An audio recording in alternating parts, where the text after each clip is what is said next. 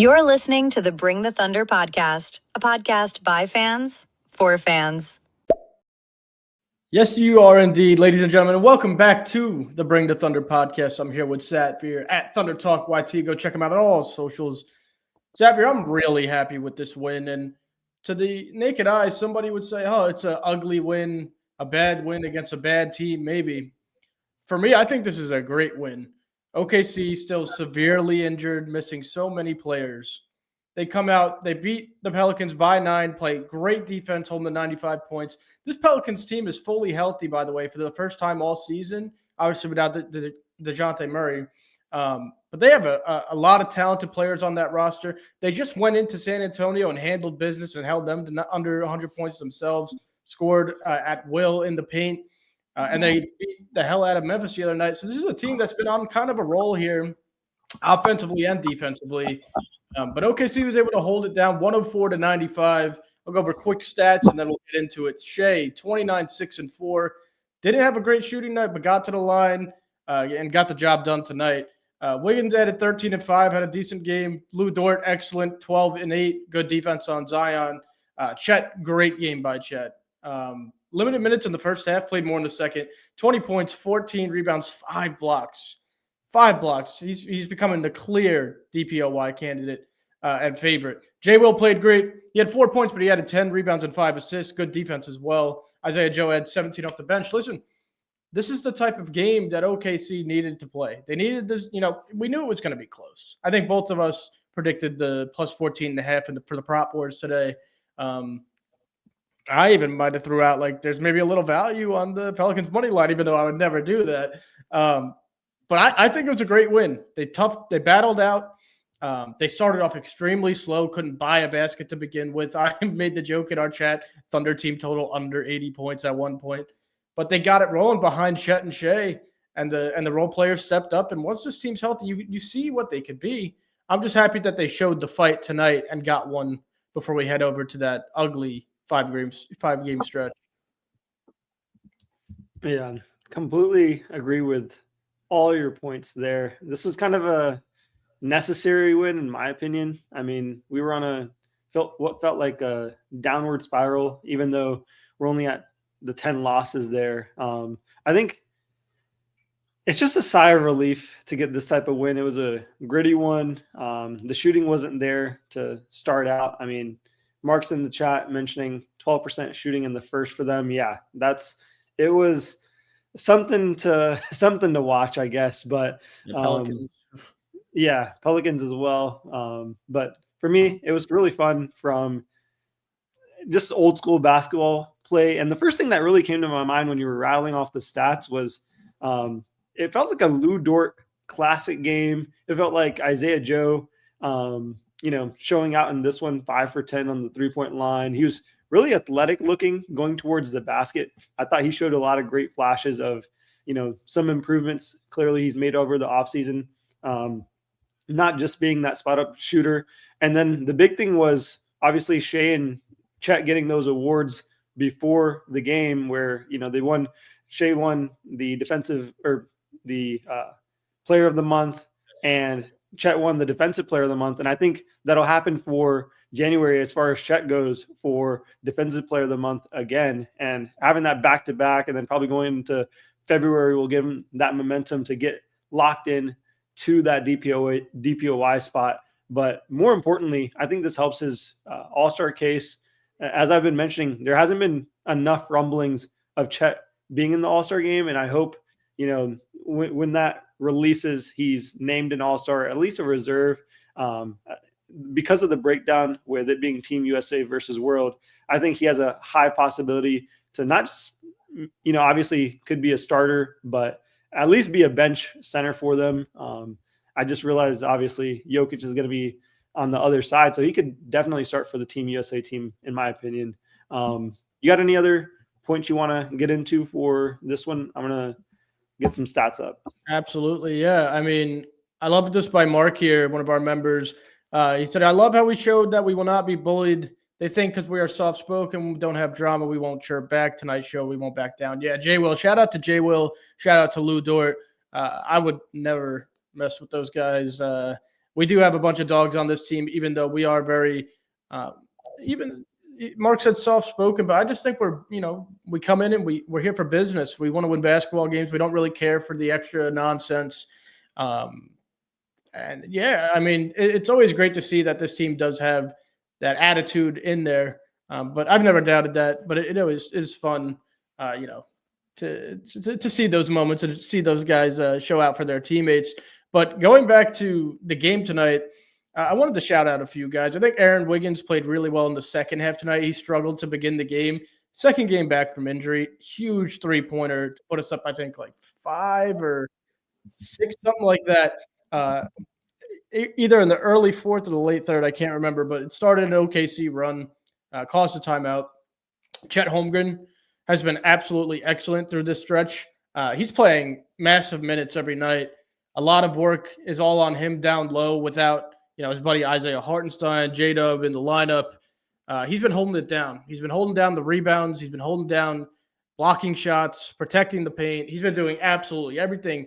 And a lot of the times what we say, like, yeah, Chet's best as a weak side helper getting blocks. Well, Chet's been everywhere. Chet's been one-on-one defense, deflecting shots, altering shots, blocking shots. Wherever you put him, he's been killing it.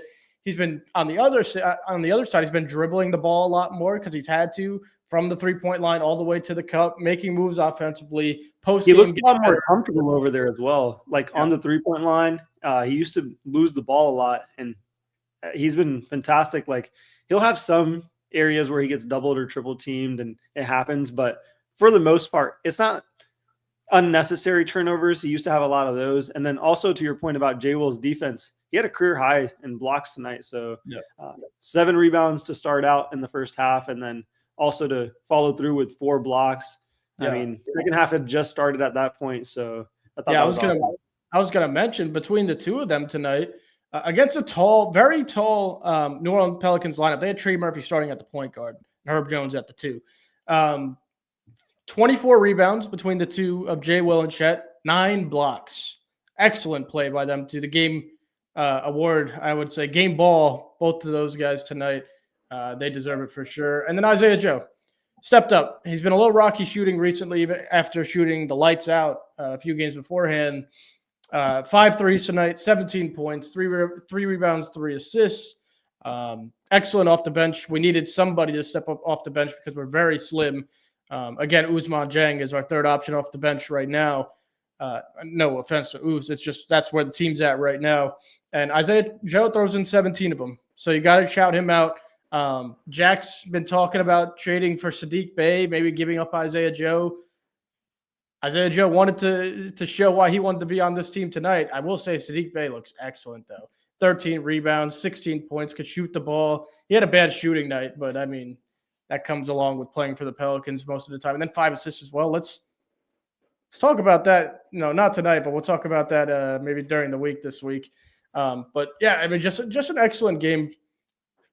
Terrible fourth quarter, picked it up, the rest of the game and battled, showed that, they do still have fight in them. They're not going to just sit down and, get stomped on while they're in this little rough stretch. They're going to keep battling, and hopefully they get their players back soon. Yeah, definitely agree. We just got to keep at it. And I feel like it's so funny. And we talked about this. Every team wants to be our new rivalry. And I feel like, it started with the Wemby and the Spurs. And then obviously the year before that, we had Jokic and the Nuggets. And this year it feels like every single team is coming at us, kind of looking at us sideways. And obviously coming off a championship, that should happen. Fears has more scuffles than wins this season. Fears has a lot of he has no fear going at Lou Dort, and I think that's crazy. Yeah, that's a statement in itself. I was actually gonna hype him up after the game. He was one of the guys that stood out to me as kind of a young talent. He was stripping Aaron Wiggins and just in general playing really good defense. Like I can visibly see who's a really good defender. And just the stance that he's in, the way he goes for the steals, I can tell he's going to be a beast from the defensive end. And I'm surprised they didn't have him on SGA a lot more in this game because the way he plays defense is super gritty. And I think the one thing, I guess, lacking is patience in his defense. Like he was pretty he was trying to get every single steal, and obviously you can't do that on defense. But from just a skill standpoint, I think he's going to be a really good player from a defensive end, and also offensively, he was really good. I guess the only bad part was him trying to, go at Lou Dort, and also, escorted out while Queen was playing. Good job, Mark. Yeah, that's a good one. But yeah, I mean, got to give it up to the kid. He's a rookie going at Lou Dort. Why not? I mean, but like you said, he's a good player. There's a bunch of solid players over there in New Orleans. I think if they had DeJounte Murray and they were fully healthy this whole year, they could be kind of not a good team, but a solid team, a team that fights every night. I mean, we saw the potential in San Antonio 2 nights ago. So I think this is a quality win for OKC. With that being said, Xavier, 38-10, keep moving in the right direction. But OKC has a rough schedule coming up, and I think that might be an understatement. We'll see. What we're hearing with like AJ Mitchell, I think he might be coming back. Hartenstein might be a little ways out still. J-Dub we know is still far out. But they're going into Minnesota, into Denver, the Magic in San Antonio, the Rockets, Lakers, Suns. I mean, that's the Western Conference gauntlet if I've ever heard of one. Xavier, what needs to happen for this team to pick up a few quality wins down that stretch and not go 0 for 5, 0 for 6? Yeah, I think one of the things is I don't mind the lineup that we have right now. I think just early shooting would be the main thing. I think in most games, SGA has kind of gotten comfortable with passing to his teammates early on. I think for games that we have moving forward against playoff teams, I think that's kind of got to go to the wayside where him and Chet have to put an impression on the game early, first quarter, second quarter, because I think otherwise the games are going to start getting out of touch for us against a team like the Pelicans that doesn't, isn't as impactful because we can kind of, I feel like Shea can just get whatever he wants at any time. Against, better opponents, I don't think that's going to be the case. So the thing I'm going to be looking for is the first quarters going into the seconds, because I know how we're going to show up in the third quarter. That's been the story all season long. They're a trustworthy team coming out of the second half. And even going into the fourth, I generally trust them in close games. But I think the main key is going to be keeping a lot of these games within reach, within 10 points, within at least striking distance for Shea to give us an opportunity. I know I'm making it seem like we're going to be down in a lot of these games, but that's how I'm kind of feeling. I mean, when you're missing AJ, Hartenstein, two of your elite offensive weapons this season, we're still missing Caruso there. So it feels like we're missing a lot of pieces, and it's going to be on this group to shoot really well through this stretch as well. I think this is, if there's any time these guys want to get hot, it's going to be this stretch here, and they're just going to have to all be locked in, ready to go. That's the thing I'm going to be looking for. Aggressive SGA, aggressive Chet early, keep us in the game, and then let your teammates kind of flow into the game afterwards. Because I think if they wait a little too long to get involved, especially waiting in the first quarter, I think teams are going to be hitting us heavy with their offensive weapons. That's just my take on it, but hopefully they execute on that. Yeah, for me, I just think the key is getting AJ Mitchell back in this lineup. Casey Wallace should be good to go next game. He was questionable coming into tonight, so I'm assuming he'll be in either next game or the game after. Caruso's been out quite a while. Right adductor strain should be nearing return, I would assume now. So maybe we get him back for that stretch, and then obviously we will keep all of you guys updated with everything we hear on Hartenstein, but I still think that's a little ways to go there. But with that being said, I mean, getting those guys back in, I'm confident against anybody. Like a guy like AJ Mitchell to take the load off of Shea and handle the ball and score and defense. He's just AJ Mitchell at this point. That's all I have to say. Getting him back's going to be huge. Casey Wallace, obviously, we know what he does. And a guy like Caruso, just so we could plug in, hustle, defense, rebounds. That'll all work itself out. I think the team's going to play much better with everybody back. And I'm not necessarily worried about any games coming up. We'll just see how they battle throughout that time. Maybe we could get Hartenstein back for that Spurs game. That would be nice, but we will see. But with that being said, before we go into our everybody's favorite segment of the night, if you're new to the channel, we are obviously only replying to a few of these comments here. We prioritize our members only comments. We have a premium subscription on the YouTube channel. Go check it out. Go join the premium membership. We give out members-only videos twice a week. Obviously, priority responses to our members in the chat. We're going to end up having members-only lives. You get interact with us on Instagram. There's so many other perks that come along with it. So go check that out on the channel. The link's actually in the comments here. We dropped it down there. Go check out our premium members. And to our premium members, thank you for joining. I hope you guys are having, getting everything you desire in that subscription. But with that being said, Satvir, it is time for, well, technically not what the heck is Jack wearing, but what the heck is Satvir wearing tonight, ladies and gentlemen? What the is Jack wearing?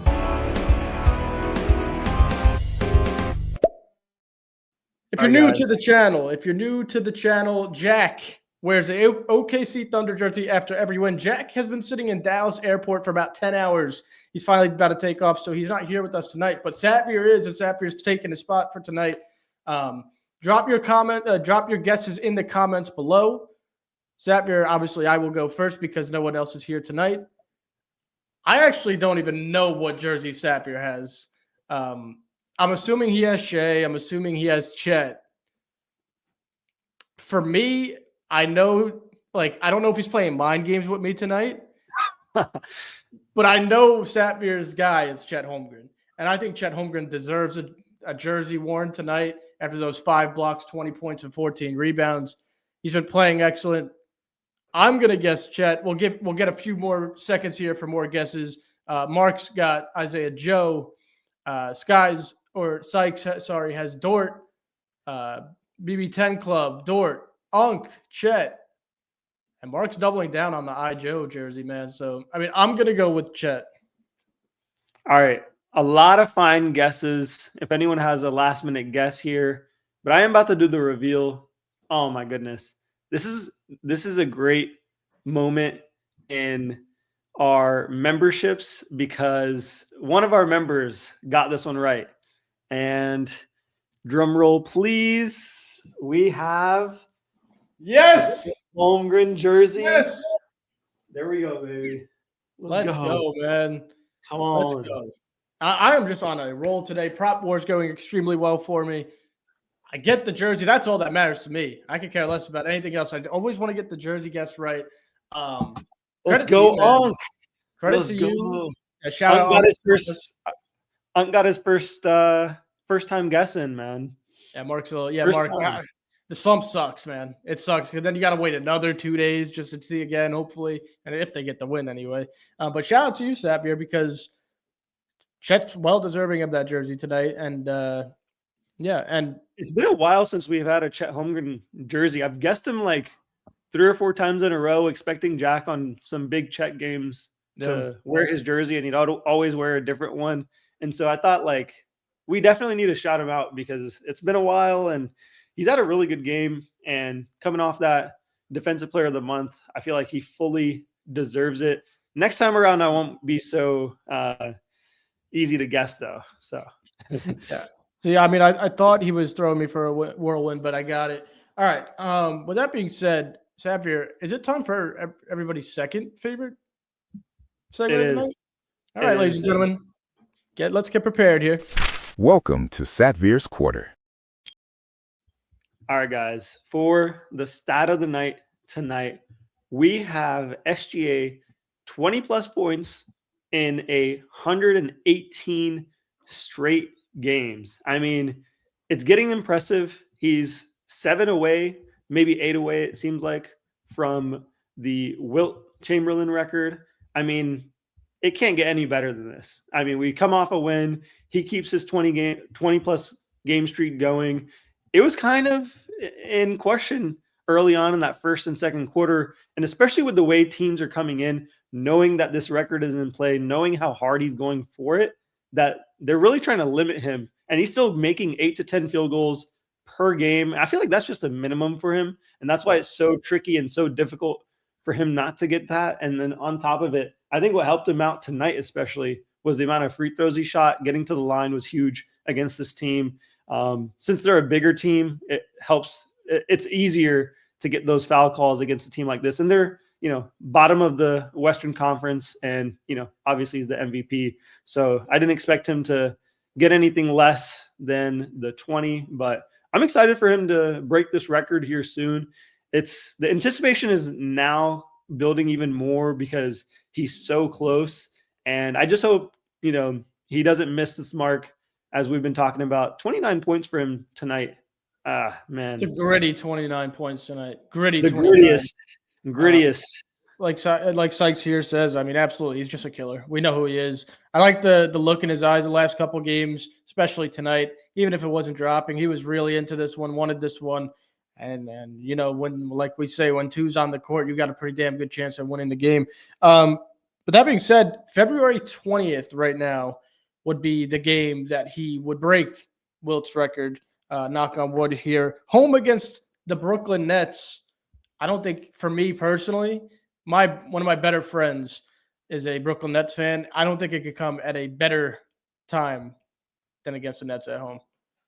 Yeah, most definitely. And I think also we just got breaking news here.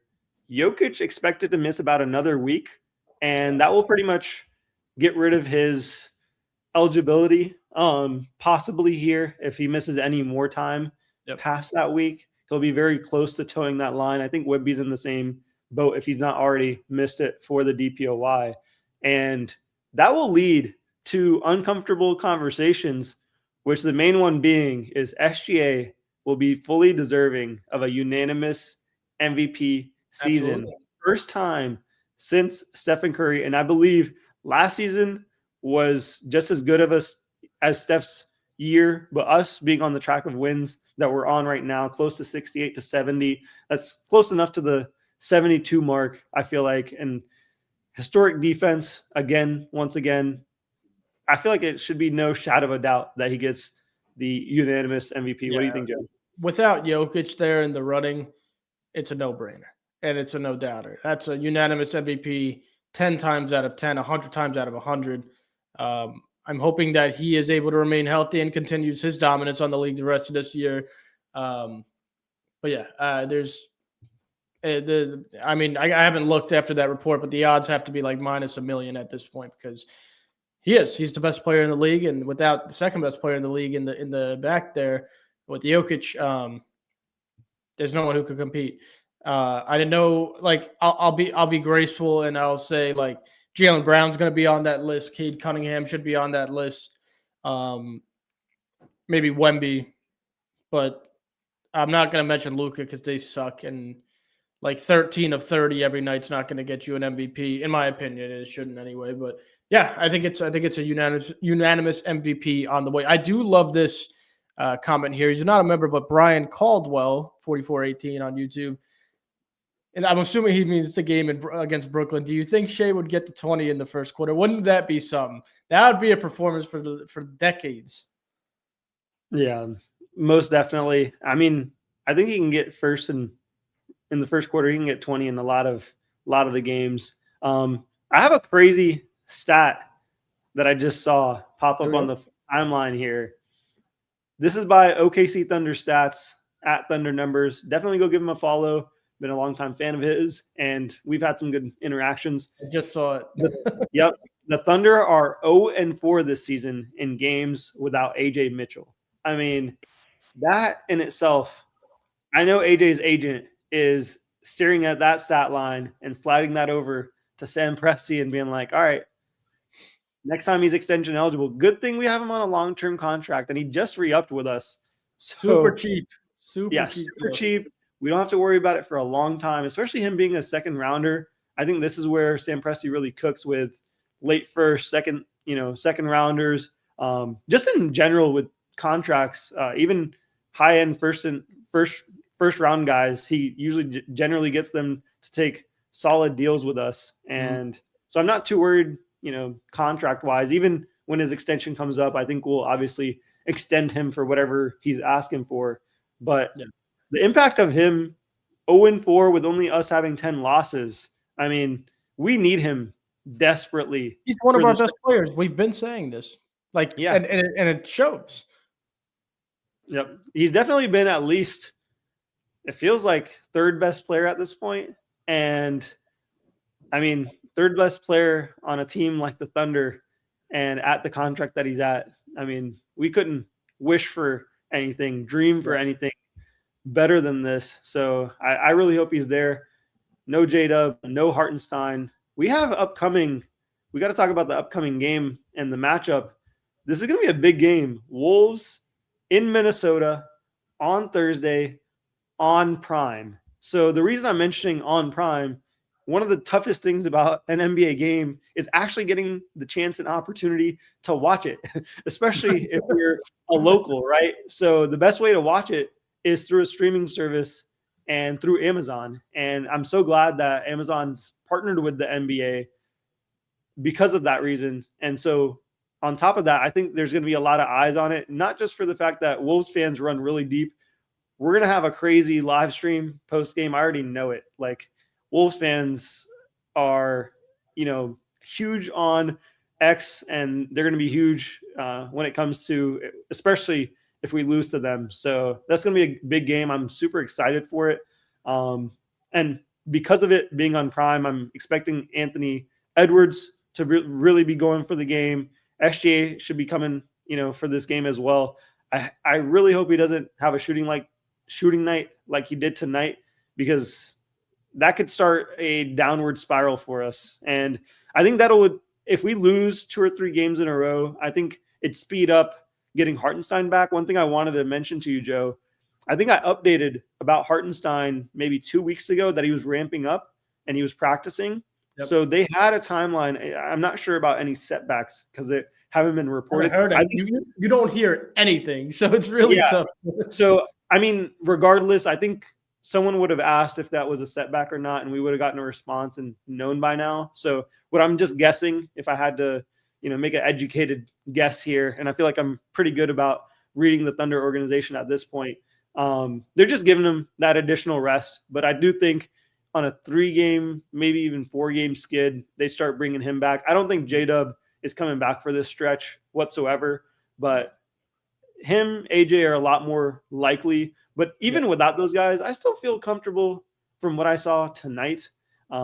Just a better positive shooting night from SGA, and we'd have rolled past this Pelicans team, and they're a pretty good defensive team. We got to remember they kind of gutted a lot of their roster, but they still have elite defenders in Herb Jones, Trey Murphy, long guys guarding Shea. Usually Misty off the bench. Listen, when they're fully healthy, they are good defensively. That's what people aren't understanding. They were terrible defensively all year because they haven't been healthy. But look what they did to us tonight, only 104. I think the Spurs had like 95 points against them 2 nights ago, so they can play some defense. With Hartenstein, another thing is, like he probably could go, right, if tomorrow was NBA Finals Game 1. But he's got a calf injury that he's re-aggravated twice in the same season. And we see what happens with the calf injuries. They've been a problem in the NBA. And the last thing we need to do is have Hartenstein go down with an Achilles injury. So give him all the time he needs. We're going to remain the 1 seed for the rest of the year. Give him all the time he needs. With that being said, a stat to back up that 1 seed talk is on December 10th, the OKC Thunder, and this is also from OKC Thunder stats on Twitter. On December 10th, the OKC Thunder were 24-1 and had a 6-game lead in the West. The Thunder have gone 13-9 since then due to all these injuries and in and out of the lineups and all that. And their lead has fallen all the way down to a 5.5-game lead in the West. So with that being said, 13-9, playing like terrible, thousands and thousands of injury concerns. We've lost half a game in our lead since we were 24-1. So, I mean, we're doing just fine. Keep everybody healthy. Keep all of them off the court as long as they need, but get AJ back for this Minnesota game because I'm not trying to lose. And with Anthony Edwards, he's got something going on too, and I'm not sure if it was much maintenance the other night. He's missed 6 games recently, not in a row, but recently with this right foot soreness type of thing. It's just management, injury management. Something's going on with that, though. It's when you get like that chronic foot pain, essentially, he's probably having one of those. But that does usually indicate possible knee injuries, things like that. I do know that for a fact. So they were talking like maybe they said something about an infection. They said maybe turf toe, which is not good. So we'll keep an eye out. I'm sure he's going to play on Prime against us. He loves meeting up on the OKC Thunder, or trying to anyway. But we'll see. We'll see. We don't have any confirmations until then. With that being said, Xavier, I'm all set here. Yeah, man. I think we've had a solid live. If there's any other comments that you guys want to get to as far as thoughts for the game, we'd love to answer them for you. But otherwise, join up on the membership. Absolutely. And make sure you guys get into that Prop Wars video we dropped. I mean, if you want to get to know us better, our style of comedy, our style of picks for the NBA, of course, we're not professional bettors. You don't have to lead or tail our picks. They're more for fun. If you choose to do so, because obviously we follow the Thunder year round, then you can, of course, do that. Or better yet, join us in the Prop Wars game. We posted the rules all across the social medias, and have fun with us. If you're a member, non-member, I think that'd be awesome. Also, Friday, we have a trade show episode dropping for you guys. I'm excited. Yeah, 3 p.m. Central. We're going to be cooking up some of the wildest, funnest trades. We'll have all 4 of us on for that one. So make sure you guys don't miss that as well. And, of course, we'll keep the pre-games, post-games going for you guys. We're adding everything for you guys. I'm going to hop in here. The Prop Wars is the most exciting thing I think that we've done so far. Go check it out. We just released episode 1 yesterday. Every Sunday we're going to release. Yesterday we had some technical issues, so it released yesterday. But more like CapCut and TikTok were down. Yeah, CapCut screwed us over, but it's so fun, and they're only going to get better in quality and everything. But I think you guys will really enjoy watching them. Or those episodes. I do, and I film them, but I love to go back and watch them. It's a really cool thing. Adds to the element of, we just want to do more than everybody else, right? And we want to do it the best too. And I want to thank all of our members for tuning into the show, everyone who has tuned in. If you do like the content, go up on a membership. Look at here, Mark. Trust me, we don't pay Mark to do this. Mark, we might have to start paying you to do this because Mark is amazing. Shout out to Mark. Mark joined us maybe a few months ago now. And I think he's already re-upped a couple times on his membership. He's been the man. Mark, I am coming back down to OKC late March. So we'll get in touch, maybe grab a drink or something like that. But with that being said, we said it all. Go check it out. If you're enjoying the content, like the video, subscribe to the channel, turn post notifications on, go check out the Prop Wars video. What else? Go up on a membership, and we will see you guys we'll see you guys Thursday. We're recording tomorrow, but we're not dropping until Friday. We will see you guys Thursday, pre-game Minnesota, and then you'll see us live for the post-game after a big Thunder W with AJ Mitchell's return. With that being said, ladies and gentlemen, thank you so much for tuning into the Bring the Thunder podcast. And Thunder up, baby! Let's go! Let's go.